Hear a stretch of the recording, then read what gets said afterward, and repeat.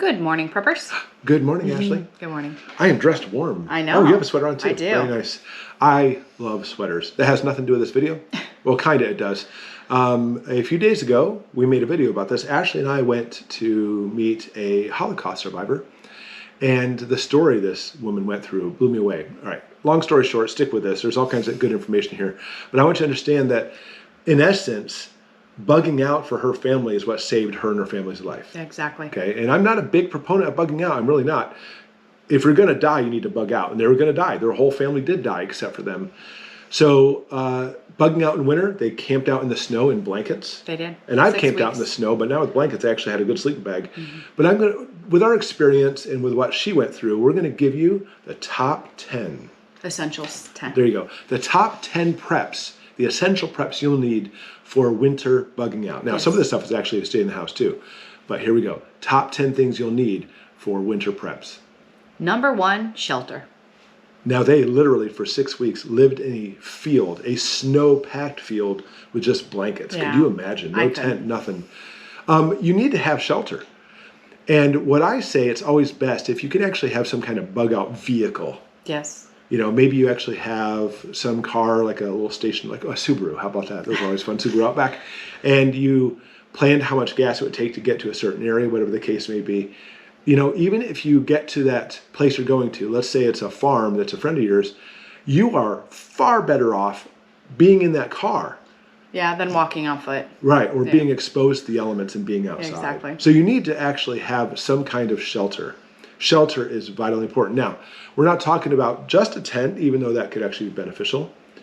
But what amazed me is she said that after they lived 6 weeks in a field, they finally got into Russia and went into a cabin. In the cabin, she said it was so small, and it was wood floors, it was dirty and dark. She said, but it felt like the Hilton. Yeah. Felt like the Hilton compared to sleeping in a field. Of course it would. So you're going to have to actually work out some shelter, guys. Don't think you need a strategy of bugging out and just, I'm going to live and survive in the woods. Exactly. Because you're going to live and then die very quickly in the woods is what's going to happen. Yeah. Like a lot of people did. Yeah, they did. Number 2, a tent. And if it's really stressful, 2 tents. Get it? 2 tents? I got it. I love that joke. It's such a dad joke. All right. Here is a small waterproof and windproof tent. It's the cheapest one you can buy on Amazon. In fact, I bought it to model it for the channel, which I still intend on doing. And this one's all blue, but they have different colors to enjoy your bugging out experience. But it's surprisingly light and it's surprisingly small. But if you don't have a car to bug out with, or if you know your car's only going to take you so far, you're going to have to depend on a tent. Now, I'll be honest with you. In Colorado Rockies, I used to camp outside in the snow with no tent. And sometimes it's actually important to do that. That way you can hear animals coming up on you, like rabbits. You don't want them attacking you. Rabbits. Little rabbits. Okay. So having some kind of tent is a very, very good idea. And that's why I said you may as well go with the cheapest one on Amazon. So watch for it. Hopefully this next week or two, I'll have the review out for this to see if it's worth it. Yeah. It probably is. Yeah. I mean, how much will it hold up outside? I'm not sure. But listen, even if you're not bugging out, having something like this in your emergency stash inside your house is good too. Because if your house completely goes dark, which could happen this winter, you have no heat, no electricity, etc. Having a tent in your house is great too, because it'll actually keep you warmer sleeping inside the tent inside your house. Exactly. Than simply just sleeping inside the house. Exactly. So have a tent. Tent's a good thing. Number 3, position your tent. What do you mean? What do I mean? Yeah, what do you mean by positioning your tent? There is an actual way that benefits it better if you actually have your tent pointed the right way. Okay, so what she means by this, and not even just a tent, if you don't know how to build your own shelter, you always want to have it so the opening faces downwind. You always want to have the wind at your back. I mean, a lot of people don't think about this. It's not even simply just you opened it up and leaves blow in and make things irritating.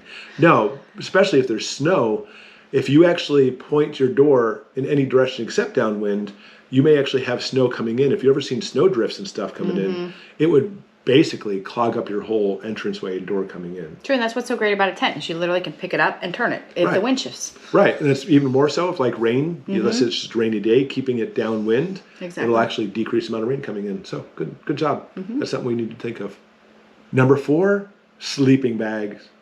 Do not fall into the trap of buying crappy sleeping bags. Now, We buy tons of sleeping bags. And it's not simply just making a sleeping bag, but they actually work as a sleeping bag, but also as like layers too. They are. But if you're going to get a sleeping bag for bugging out, you better get the sleeping bag for bugging out. Now, I think probably a lot of you already know that sleeping bags are rated by temperature. Yep.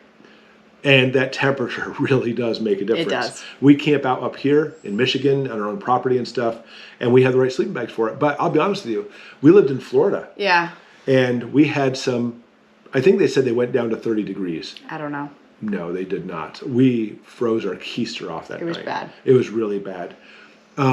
It really is not simply just comfort, like, oh, last night I didn't sleep very well. No, you may die if you don't have the right sleeping bag. You need the warmth. The warmth. Yep. And also the right type of sleeping bag. You may want to consider getting like a mummy bag. Yes, those are good. Mummy bags are really good at really keeping the warmth in. Or, my favorite, buddy sleeping bags. Buddy sleeping bags are fun. They're really cool because you can, I mean, they're not mummy bags, that's the only downfall, but you can zip two together and actually use buddy warming. Yeah. Exactly. Exactly. That's what we did in the military. We did not. Number 5, layers. Now, back to the Holocaust survivor.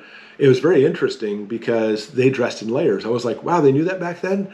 No, not really. I mean, they did. They did it because of the luggage. They didn't want to carry the luggage, but yeah. Yeah, they basically wore as much clothes on their back as they could because that's all they were going to be able to carry. And they didn't have the backpacks per se like we do today, you know, some of the really nice ones. But I always say to dress in layers anyway. Because when you're hiking, there's a difference between hiking to where you're going to stop and camping. Because one spot is at nighttime when it's really cold. Another one is you're hiking where it's usually daytime, is a little bit warmer.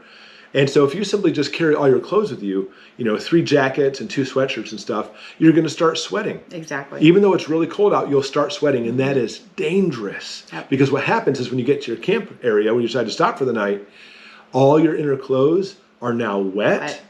And you're chilled to the bone. You're chilled, and it may lead to hypothermia. So you got to make sure you dress in layers and have it so as you're hiking and you feel yourself even slightly getting warm, it's time to shed off those layers. And if you need to, simply do it like the 80s and tie it around here like Biff did, or tie it around your waist. Your waist. Come on, we're bringing it back. Style. Exactly, or something like that. But you have to dress in layers and have plenty of layers to be able to compensate for the cold weather, because you know what? When you get to your campsite, even with sleeping bags and a tent and everything, you may be wearing a lot of extra layers just trying to keep warm. Number 6, dry feet. And again, dry feet is absolutely essential. You don't want to get frostbite, or you don't want to get like trench feet, you know, trench foot as it used to happen.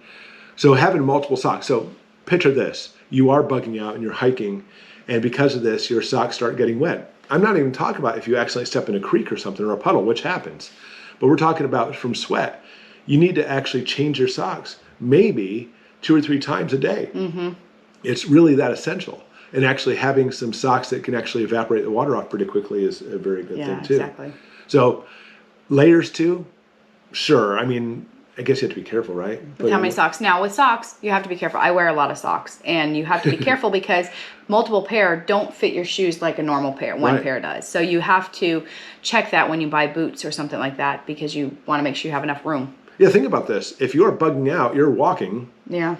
And your feet are probably the number one essential thing you have to take care of during this time. And if you actually have problems because of wet socks or cold feet, whatever, you're in trouble. Something else to pick up too, by the way, are these things called gaiters. Leg gaiters, oh my gosh. In Colorado, they are a big hiking thing. in the snow, basically they attach to the boot and attach to your legs, so that way snow doesn't, I mean, even if you actually have your pant legs over your boots, no, you're still going to get snow in there. It's awful. So gaiters are really good. So for the gaiters, and for before, we talked about the the tent. I'll put both of those in links in the description below so you can pick those up yourself too. Because gaiters, man, if you've never hiked in snow, you wouldn't know about this. Gaiters are amazing. Number 7, electronics. I like electronics. I'm like a techie kind of guy. Nerd. That's it. I'm out of here. Okay, I am. I'm a nerd when it comes to this stuff. I'm not the kind of person who buys the latest, greatest doodads. I would like to. They're just so expensive. Yeah. But bugging out, you have to take care of your electronics, because I don't know if you know it, when it comes to electronics and semiconductors and stuff, freezing weather can damage them. They can break them, make them so they don't work. So what do? Want to tell them? Yeah, the best place to do is stuff them in the bottom of your sleeping bag where your feet are. Because Yes. you don't want it up near your face because if they are giving off any kind of rays or something. But at your feet, it stays warm. Right. Yeah. I mean, it irritates your feet at night, but it's better than that than having something broken. Yeah, or you could put it to the side, like your leg or something, but exactly. you don't So- have to have it there. And Exactly. So electronics, just keep them nice and warm with you. I mean, they don't have to be super warm. Just keep them above freezing, and Exactly. they'll be happy. Number 8, watch the weather. Oh my, watch the weather. I mean, obviously you may not watch it. Bugging out, you may have your cell phone with you. I'll be honest with you, the tracking abilities, if there's a reason you're bugging out, your cell phone may not be something to be taken with you. that's true. But they have those crank radios. They do. We have a bunch of different models. In fact, in the description below, put a We'll link link for our these two. favorite one. Yeah, our favorite one. Yeah, that's really nice. It has a lot of options. It can charge your phone and do other stuff too. It is. And it's actually pretty light, too. Right, but it has NOAA weather stations on there. So obviously you can't watch the weather. I mean, if you know how to read the clouds, which I do, it's fun. Yeah. But if you you can listen to it, and you need to understand what's coming your way. Yeah. Because you may say, oh, you know what, tomorrow we're going to hike another 13 more miles, but then you don't know a snowstorm's coming in. Yeah, exactly. And so it's best, you just stay put in your tent, try to gather some extra Wood. pine cones to eat, and some wood to gnaw on, to burn. Yeah. To burn. To burn. Okay. And do those things. You got to keep on the weather because the weather could literally, again, just like all other stuff, could be fatal. Number 9, high-calorie foods. For this one's a little hard for us because we're on keto, so we wouldn't eat the carbs, but if you're in a situation like that, it would be very vital. Right. Yeah, that's it. I mean, we want to have it so during the apocalypse we can stay thinner. We're getting there. We're not to say that we're thin yet, but we're heading that direction. But listen, when you're talking about bugging out, or even if just crap hits the fan at your house, you need the extra energy. We already live out in the middle of nowhere anyway, and I'm exhausted some days for this amount of work we have to put in this place, just working the fields, etc., or around the house. So having high caloric foods, first thing, is going to give you the extra energy you need for hiking and stuff too. Exactly. However, think about this. The higher caloric foods actually increase your metabolism and make your body warmer. And so therefore you may want to consider higher caloric foods actually to stay warmer too. It really does work. Now, what are we talking about? I'll be honest with you. Some of the best high caloric foods are rice, but regular rice It's a long time to cook. takes a lot of energy to put into it to cook. If you actually can prep some instant rice, Yes. you can actually put it into a bottle, put some water in, and just let it slosh around while you hike for 2 hours, and then You have rice to eat. It might be. right, it's Too cold, warm, but it'll be mushy and it's edible. Yeah. That's why you have salt and pepper. Yeah, but I know that a lot of places actually even have those energy bars that are like 1,000 calories each. Yeah, that's true. You could I pack have some of those. stored away. Yeah. But it's up to you. Whatever high calorie foods you have, I would stock up on extra and make sure you have some in case you need a bug out too. Number 10, warm foods. Not just warm foods while you're hiking, although that's actually nice too. But a warm food, warm liquids, hot drinks just before bedtime will keep your body temperature up better and make you sleep better, Exactly. even if it's really, really cold outside. So pack some tea bags, maybe a hot cocoa mix, something like that. And even if you don't have that, let's say it is snow outside and that's all you have is snow, it's better to drink warm water than cold water. That's true. So whatever you can basically to try to ingest a lot of warm stuff. I mean, you probably had this before. Maybe you're actually on a regular day, you drink something really cold. Next thing you know, you're shivering or whatever. Yeah. It really does change your body temperature very quickly. So having some warm foods just before you go to bed and warm drinks will actually help you out tremendously. Exactly. So plan for that ahead of time. Like she said, tea bags. I love tea. Yeah, we do.